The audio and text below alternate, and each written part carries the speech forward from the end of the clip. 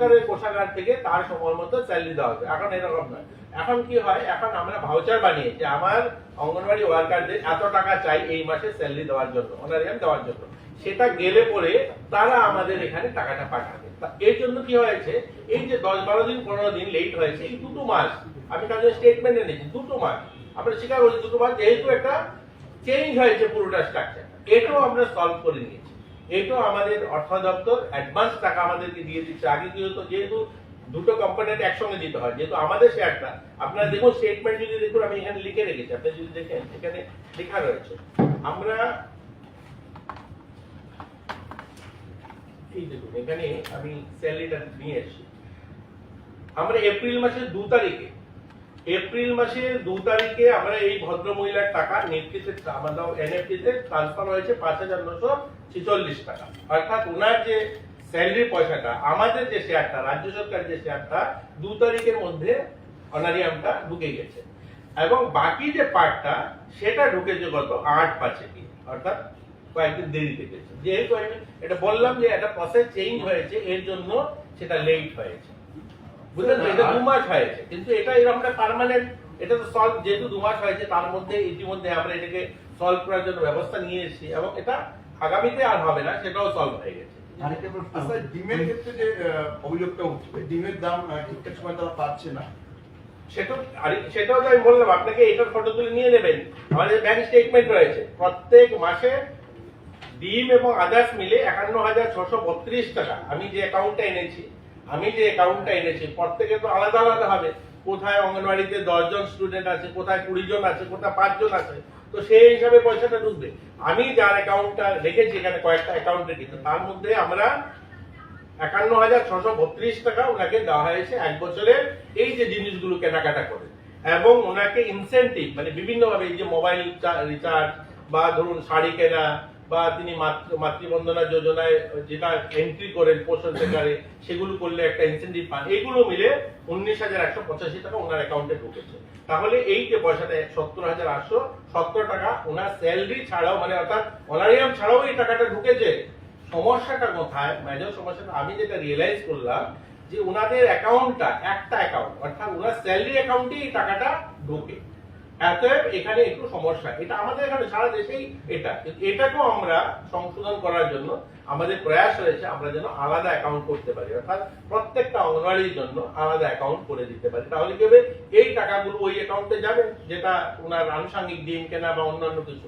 আর ডিমের প্রাইসটা নিয়ে আমি আগেও বললাম, যেটা আমরা প্রাইসটা ঠিক করিনি, এটা সারা দেশে, যেহেতু এটা সেন্ট্রাল গভর্নমেন্টের প্রজেক্ট, সেটা উত্তরপ্রদেশে এই দাম ছিল, কেরলেও এই দাম ছিল, আর ওয়েস্ট বেঙ্গলেও এই দামই দেওয়া হতো, অর্থাৎ সারা দেশেই ইকুয়াল যে প্রাইস যতগুলো আছে সেম প্রাইসে দেওয়া হতো। এখানে আমাদের এখানে কিছু করার নেই।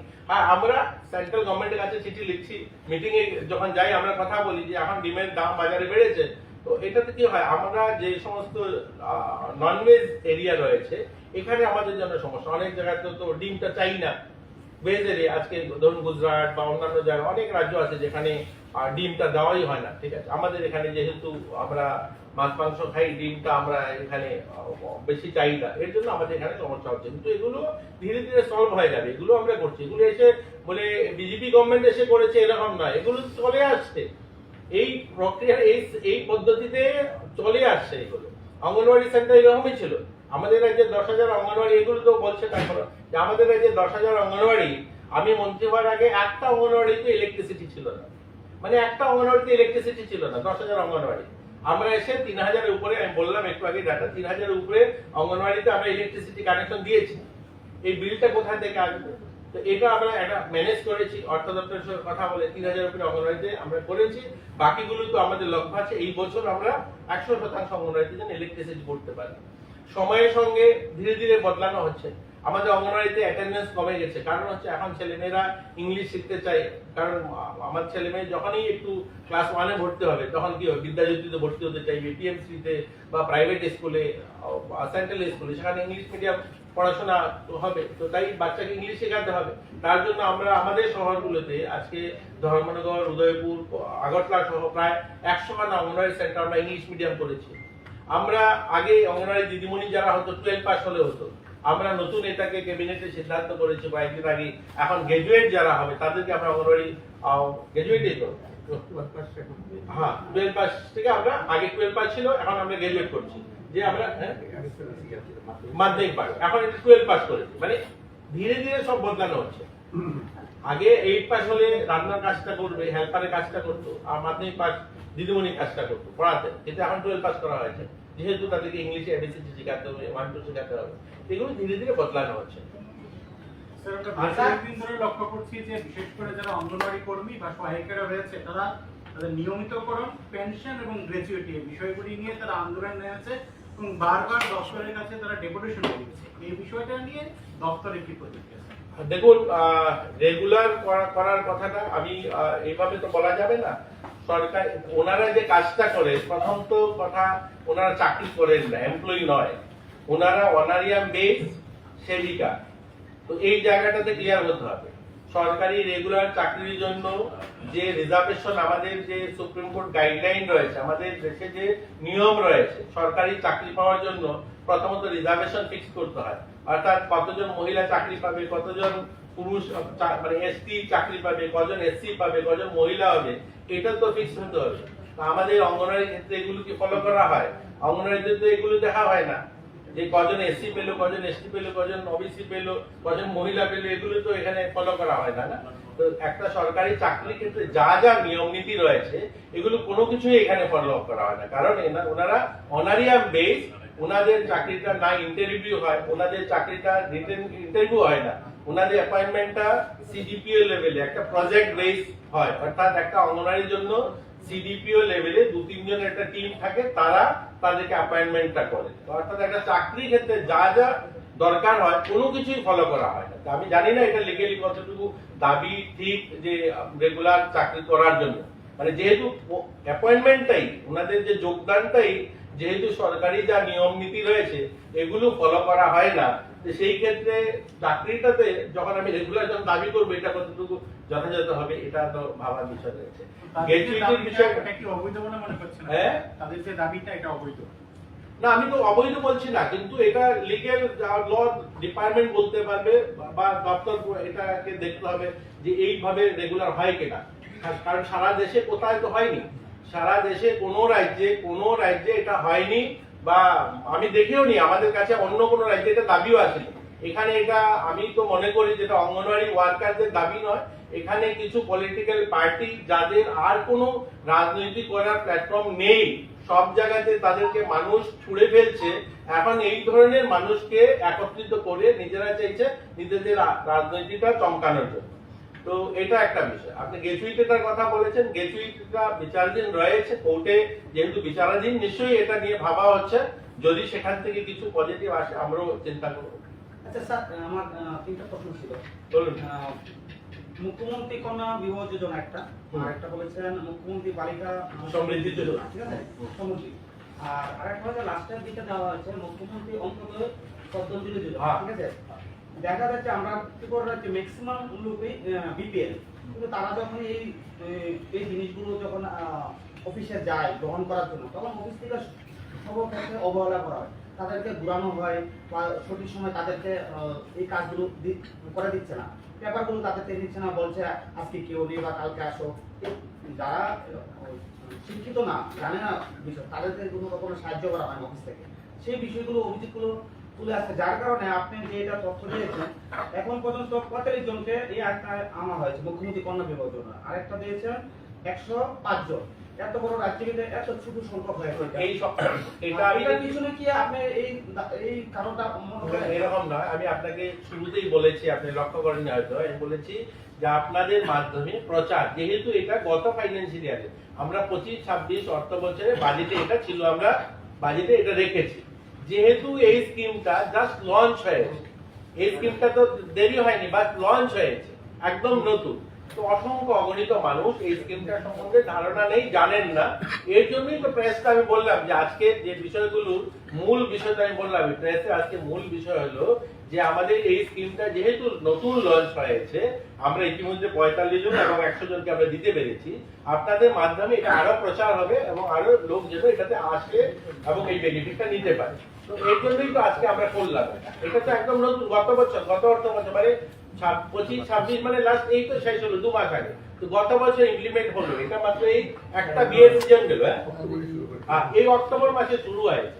তো মানে জাস্ট একটা বিয়ের সিজন আমরা পেলাম। তো এই বিয়ের সিজন তো সবাই জানে না, আর এটা হবে। আর দ্বিতীয়ত এখন এই 14, 15,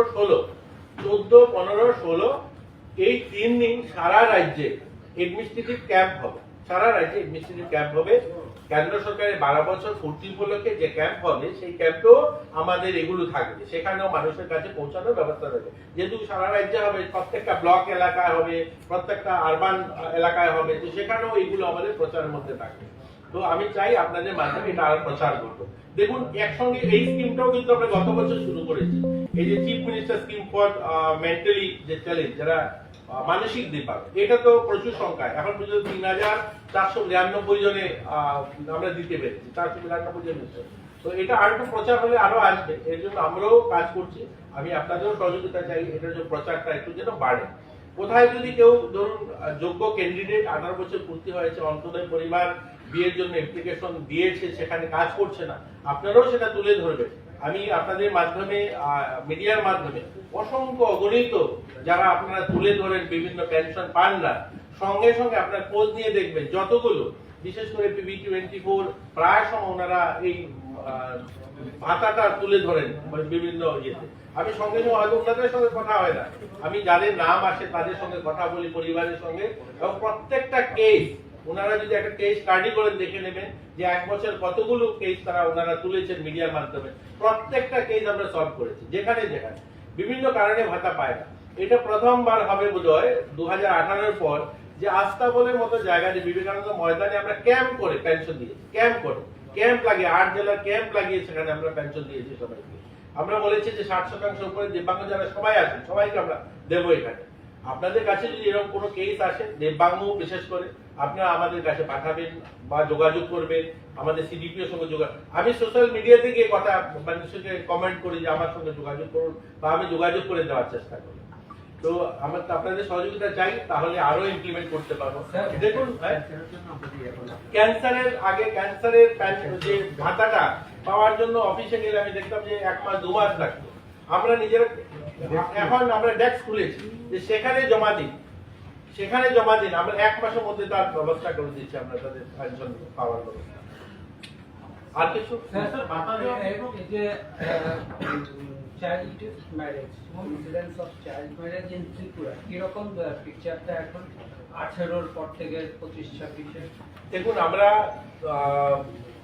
18 পর থেকে বলতে পারবো না, কিন্তু কম হচ্ছে, ধীরে ধীরে কম। এই কারণে হচ্ছে, দেখুন এটার তো সঠিক তথ্য নেই যে কতগুলো বিয়ে হচ্ছে, কিন্তু আমরা কেস বাড়ছে, আমরা ধরছি যেগুলো আটকানো হচ্ছে, সেই সংখ্যাটা আমাদের কাছে আছে। ধরুন আমরা সংখ্যাটা যেমন ধরুন, আমরা যদি দেখি 2023-এ যদি আমরা 200 বিয়ে ক্যান্সেল করে থাকি, আমরা 2024-এ এটা 500 বিয়ে ক্যান্সেল করি। মানে সংখ্যাটা বাড়ছে আমাদের, ধীরে ধীরে আমরা সংখ্যাটা, আমাদের অ্যাওয়ারনেসটা বাড়ছে। অ্যাওয়ারনেসটা বাড়ার মানেই তো হচ্ছে মানুষ আটকাচ্ছে, যখন এই যেখানে বিয়েটা ব্যবস্থা করছে তা আটকানো হচ্ছে। তো এই সংখ্যাটা 25-26 স্যার এটা বেড়ে স্যার 9,992 হয়েছে। 992 প্রিভেনশন হয়েছে, মানে আটকানো হয়েছে, মানে আটকানোর সংখ্যাটা বাড়ছে। এখন অ্যাওয়ারনেস যথেষ্ট বেড়েছে আমাদের। আমরা SDM, BDO, আমাদের পঞ্চায়েত সচিব, তাদেরকেও সামিল করেছি আমরা এটার মধ্যে। আমরা কম করার চেষ্টা করছি, এবং এই স্কিমও এর জন্য হয়েছে যে কেউ যেন 18 বছর, এই স্কিমের লাভটা 18 বছর শুরু হলে পরেই পাবে। বা প্রধানমন্ত্রী মাতৃবন্দনা যোজনা, মুখ্যমন্ত্রী মাতৃপুষ্টি যোজনা, এই স্কিমগুলো কিন্তু 18 বছর পুরো হলে পরেই যে বিয়ে হবে এবং 19 বছর গর্ভবতী হবে, সেই সুবিধাগুলো পাবে। এইগুলো আমরা ধীরে ধীরে কম হচ্ছে। আমরা বলতে পারি যে আমরা নিরাশ নই, আমরা আশার দিকে আছি, কম হচ্ছে, সংখ্যাটা খুব দ্রুত গতিতে কম হচ্ছে। স্যার, এই প্রিভেনশনের ব্যাপারটা যদি বলছেন, যেটা 9,000-এর উপরে রয়েছে, সে বর্ডারিং এরিয়াগুলিতে কি অবস্থা ত্রিপুরা? মানে এই যে প্রিভেনশনের যে অ্যাটেম্পটটা বা কেসেস যেটা চাইল্ড ম্যারেজে, সেটা কি বর্ডারিং এরিয়াজ অফ ত্রিপুরাতে বেশি? আই মিন এটা ঠিক বলেছেন, বর্ডারিং এরিয়া এরকম নয়, এটা সোনামুড়া বা কৈলাসহর সেই জায়গাগুলোতে একটু বেশি। এটা একটা কারণ রয়েছে, সেখানে একটা সোসাইটি, একটা সমাজের মধ্যে যেটা একটু বেশি, তো সেগুলো নিয়ে আমরা কাজ করছি। আমাদের যারা আমাদের সিডব্লিউসি রয়েছে বা আমাদের অন্যান্য অর্গানাইজেশন গুলো এখন নতুন নতুন এসে তারাও কাজ করছে, সোশ্যাল অর্গানাইজেশনও অনেকগুলা কাজ করছে এগুলো। Thank you thank you sir, আপনারা প্রায় সময় যে একটা অভিযোগ উঠে যে তারা কাগজপত্র রেডি করে বিভিন্ন জায়গায় যায় বা কর্পোরেটর হোক বা অন্যান্য কাজে যায়, তারা পায় না। কি বুঝিনি? ভাতার ক্ষেত্রে তারা কাগজ নিয়ে ঘোরাফেরা করতে হয়। এটা কি অনলাইনে পোর্টালে করার কোনো আপনাদের পরবর্তী সময়ে কোনো প্ল্যান আছে? আর একটা হচ্ছে ভাতা কি বাড়ানোর কোনো সম্ভাবনা আছে? না না, এরকম কিছু নেই। ভাতা বাড়ানোর এখন কোনো পরিকল্পনা নেই। আর ভাতা পায় না এই সংখ্যাটা তো বললাম, পায় না, আপনারা সিডিপি অফিসে যোগাযোগ করুন। না হলে আমাদের দেখুন, কেউ ঘুরছে বলা এইভাবে তো হয় না। কেউ বললো আমি ঘুরছি, আমরা ক্যাম্প করে পত্রিকাতে অ্যাড দিয়ে বিজ্ঞাপন দিয়ে আমরা করছি। এখন বিভিন্ন লোক আছে যিনি ধরুন ক্যাটাগরিতেই পড়েন না, পরিবারে কেউ সরকারি চাকরি করে বা ধরুন পরিবারে কেউ আর্থিক রোজগার ভালো, ইনকাম ট্যাক্স জমা দেন, তিনি এখন ভাতার কাগজ নিয়ে বললে কি করে পাবে? যোগ্য ক্যান্ডিডেট যদি কোথায় ভাতার কাগজ জমা না আনে, আমাদের অভয়নগর অফিসে জমা দিন, আমার কাছে জমা দিন। আমি প্রতিনিয়ত বলি যে আমার কাছে দিন, নয়তো আমাদের অফিসে যোগাযোগ করুন। এরকম থ্যাংক ইউ।